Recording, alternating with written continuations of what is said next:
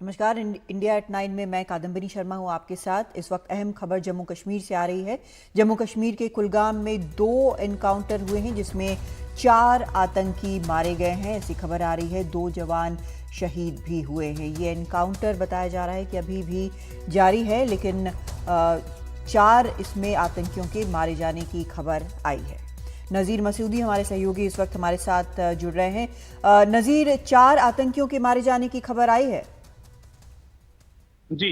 एक आला police officer ने मुझे इस बात की तस्दीक की है कि 4 मिलिटेंट मारे गए हैं और लग रहा है कि 4 और भी और हो सकते हैं इन 2 इनकाउंटरों में। एक इनकाउंटर आज दोपहर को मॉडरगाम में, जो कुलगाम जिले में है, वहां हुआ। इब्तिदाई फायरिंग में एक सेना का जवान मारा गया। फायरिंग हुई, पहले वहां तलाशी हुई, कुछ नहीं मिला। जब सुरक्षा फोर्स वहां से निकल रहे थे, उन पे काफी फायरिंग हुई जिसमें एक सेना का जवान मारा गया, एक और की जख्मी होने की खबर है। उसके कुछ ही घंटे बाद एक और इनकाउंटर फ्रिसल एरिया कुलगाम में शुरू हुआ, जिसमें ड्रोन फुटेज जो मैंने मुझे वो विजुअल उसका वो पिक्चर मिला है, तो 4 बॉडीज वहां दिखाई दे रही है। तो पुलिस का कहना है ये 4 आतंकी मारे गए हैं, जिसमें कमांडर भी शामिल है। लेकिन इस इनकाउंटर में भी सेना का एक जवान मारा गया है और एक जख्मी होने की खबर है।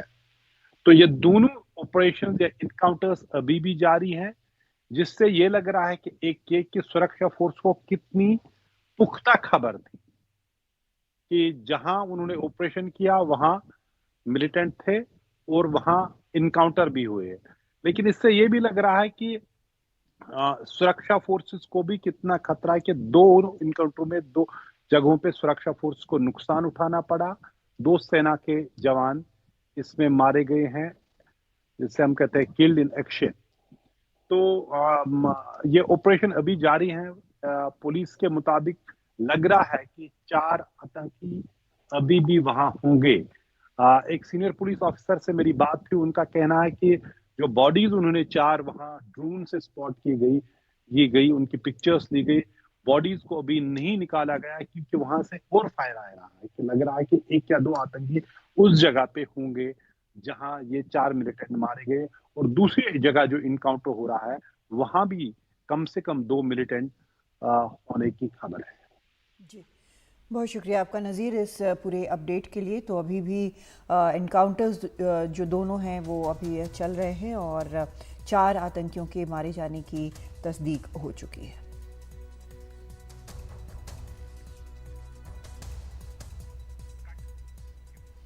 और अब बात करते हैं हम गुजरात की। गुजरात से खबर आई है। गुजरात के सूरत में आज एक बड़ा हादसा हो गया। सूरत में 6 मंजिला इमारत एक गिर गई। इस इमारत में 30 फ्लैट थे।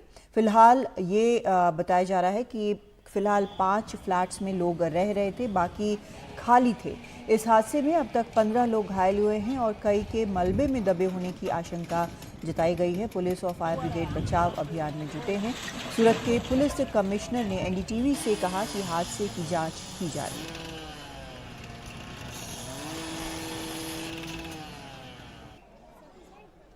पारस धामा इस वक्त हमारे सहयोगी जुड़ रहे हैं हमारे साथ। पारस, जिन लोगों के दबे होने की आशंका थी, क्या इस बारे में कुछ और जानकारी मिल पाई है?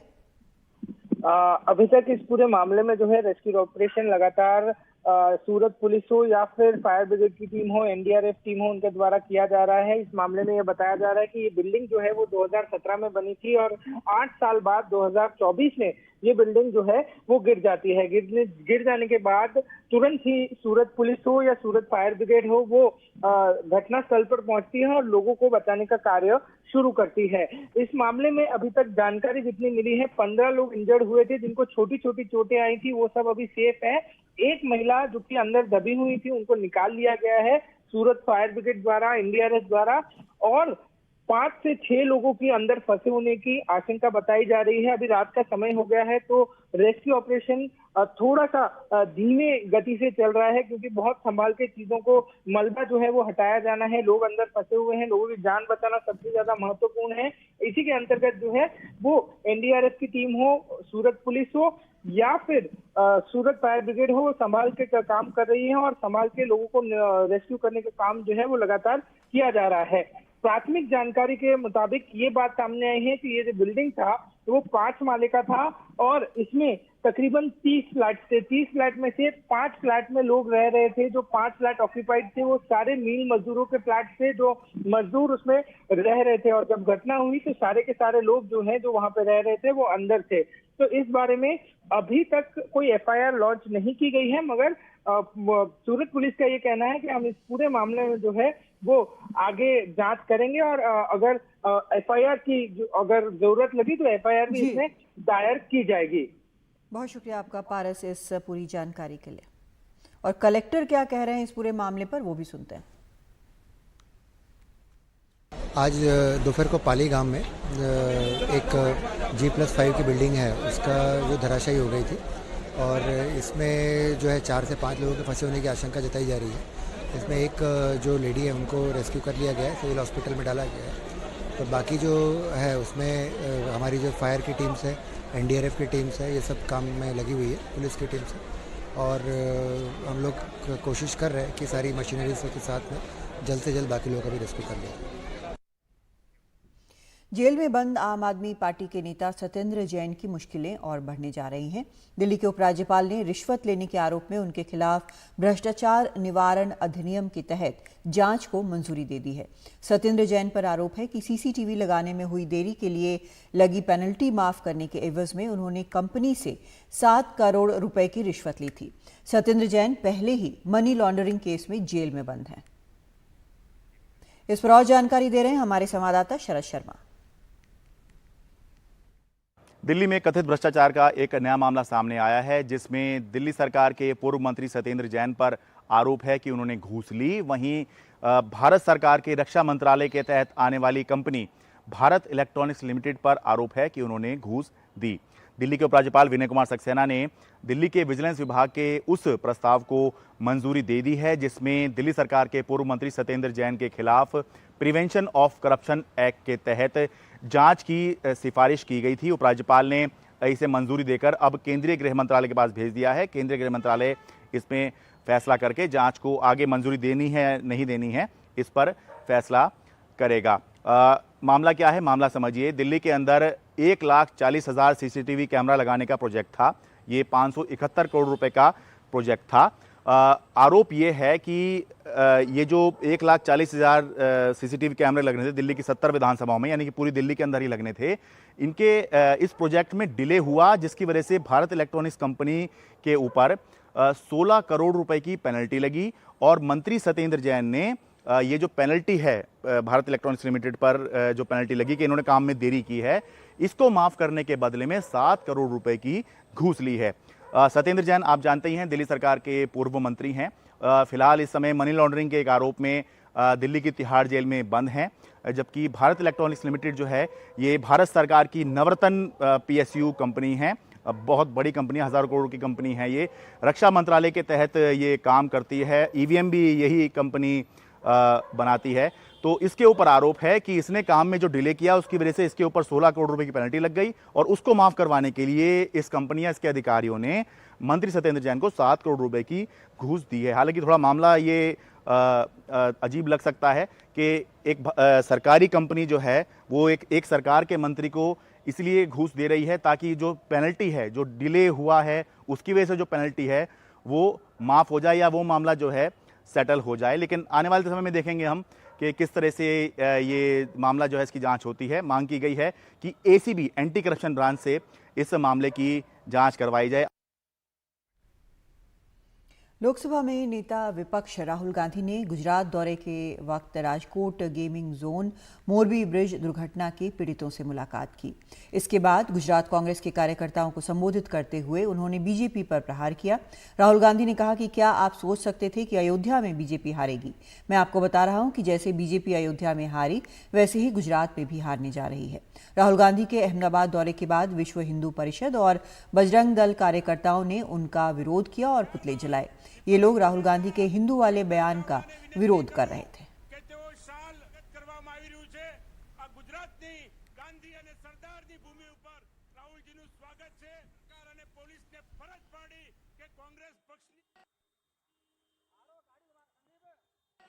हमारी पार्टी में दिल से बात कर देते हैं। बड़ा सा बड़ा हो, राहुल गांधी हो, हमारे पार्टी के लोग कहते हैं राहुल गांधी, मुझसे कहते हैं, मेरे कमरे में आके कहते हैं, राहुल जी ये जो आपने किया हमें अच्छा नहीं लगा, कहते हैं, मैं बता रहा हूं आपको। और मैं कहता हूं आपने सही बोला, इस बार मैंने ऐसे नहीं करना था, जो आप बोल रहे हो वैसे करना था। हम डरते नहीं है, ना हमारे कार्यकर्ता हमें बोलने से डरते हैं, ना हम अपनी कार्यकर्ता की बात सुनने से डरते हैं, ना हमारा कार्यकर्ता हमसे डरता है। अब देखिए, मैं आपको रियलिटी बता रहा हूं, बीजेपी में नरेंद्र मोदी बैठे हैं, उनकी पूरी टीम बैठी है उनके सामने। मैं आपको इंटरनल बात बता रहा हूं, उनमें से कोई नरेंद्र मोदी को नहीं चाहता, मगर कोई नहीं चाहता, मतलब पूरी लीडरशिप टीम देख लो आगे बैठी है। मैं बता रहा हूं आपको, अंदर की बात बता रहा हूं, इनसाइड ट्रैक दे रहा हूं, कोई नहीं चाहता, मगर दम नहीं है, डरते हैं। गुजरात के गृह मंत्री हर्ष संघवी ने राहुल गांधी पर पलटवार किया है।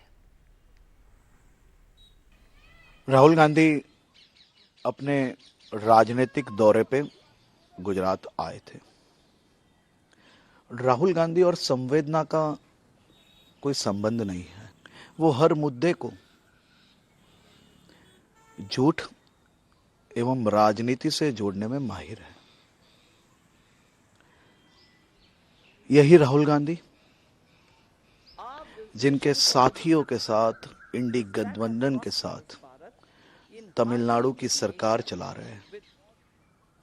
तमिलनाडु में जिस प्रकार से कई लोगों ने जहरी शराब के कारण अपना जीवन गुमाया है, क्या उनकी खबर पूछने राहुल गांधी कभी गए?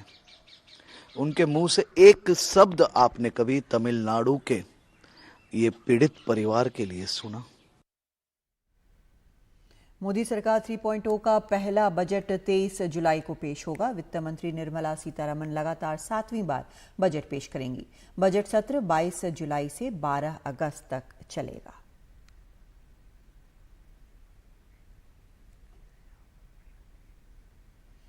और इस पर और जानकारी दे रहे हैं हमारे सहयोगी प्रशांत।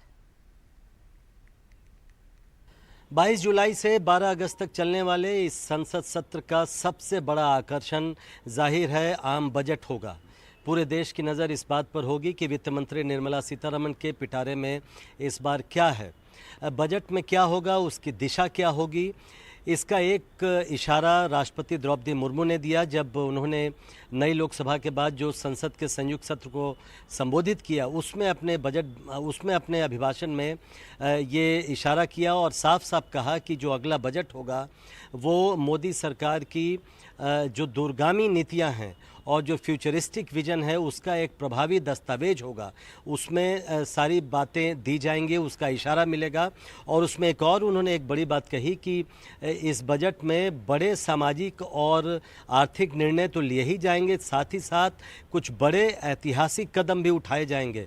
ये द्रौपदी मुर्मू ने अपने भाषण में कहा था। तो अब जाहिर है कयास इस पर लगेंगे कि आखिर वो कौन से बड़े फैसले हैं जो मोदी सरकार इस पहले बजट में, मोदी सरकार के तीसरे कार्यकाल का ये पहला बजट होगा, पूर्ण बजट, और उसमें अब कयास लगेंगे कि आखिर जो राष्ट्रपति ने इशारा किया है वो किस तरफ उनका इशारा है। 2-3 बातें जिन पर सबकी नज़र रहेगी। पहला ये कि मध्यम वर्ग को क्या सरकार की तरफ से, निर्मला सीतारमण की तरफ से कोई राहत मिलती है, क्योंकि पिछले कुछ वर्षों से लगातार मध्यम वर्ग का, खासकर टैक्स पेइंग जो मध्यम वर्ग है उसकी ये शिकायत रही है कि सरकार को कुछ राहत देनी चाहिए मध्यम वर्ग को। तो इस बार उम्मीद ज़रूर है कि या तो टैक्स में छूट हो या टैक्स की सीमा बढ़ाई जाए या जो अलग अलग टैक्स स्ट्रक्चर हैं उसको एक किया जाए। उसमें क्या निर्मला सीतारमण की ओर से मध्यम वर्ग को दिया जाता है। इसके अलावा जो बार बार प्रधानमंत्री कहते हैं कि देश में 4 सबसे बड़ी जातियां हैं, वो हैं गरीब, किसान, युवा और महिला। इन 4 वर्गों के लिए क्या निर्मला सीतारमण करती हैं, इस पर भी सबकी नज़र रहेगी। एनडीटीवी को हाथरस में सत्संग के दौरान मची भगदड़ के तुरंत बाद का वीडियो मिला है। इसमें आप देख सकते हैं कि गुलाबी ड्रेस में सेवादार भीड़ को संभालने के बजाय खेतों के जरिए वहां से चले जाते हैं। वीडियो में जबरदस्त भीड़ देखी जा सकती है, साथ ही एम्बुलेंस भी खड़ी है। इस घटना में 121 लोगों की मौत हो गई थी और बड़ी संख्या में लोग घायल हुए थे। भगदड़ मामले में गिरफ्तार मुख्य आरोपी मधुकर और 2 दूसरे आरोपियों को 14 दिन की न्यायिक हिरासत में भेज दिया गया है। पुलिस सोमवार को मधुकर को रिमांड पर लेने के लिए अर्जी लगाएगी।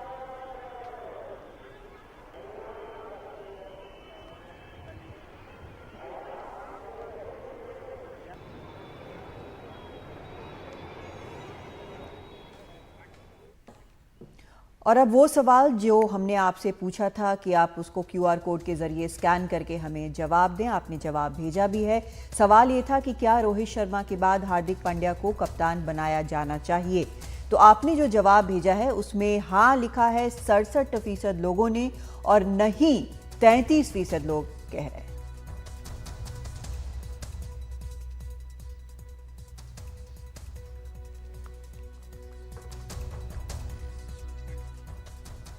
एक छोटा सा ब्रेक लेते हैं, लौटते हैं।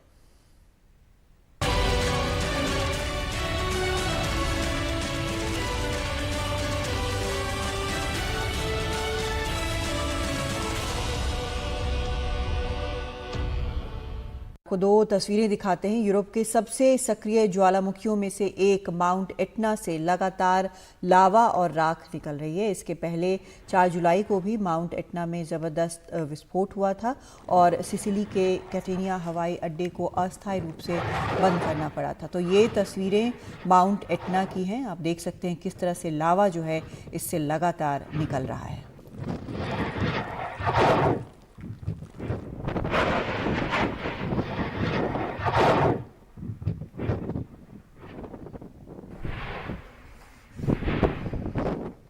और इटली के सिसिली द्वीप पर स्थित स्ट्रोम्बोली ज्वालामुखी भी अभी एक्टिव हो रही है। शुक्रवार को इससे उठे धुएं के बाद से इस पर नज़र रखी जा रही थी। ये धुआं आसमान में करीब 2 किलोमीटर तक फैल गया था। इस ज्वालामुखी से लावा की धारा भी बह रही है। राख की बारिश और धुंधले आसमान के मद्देनज़र पास के कैटेनिया एयरपोर्ट पर आवाजाही कम की गई है। स्ट्रोम्बोली इटली के 4 सबसे ज़्यादा सक्रिय ज्वालामुखियों में से एक है।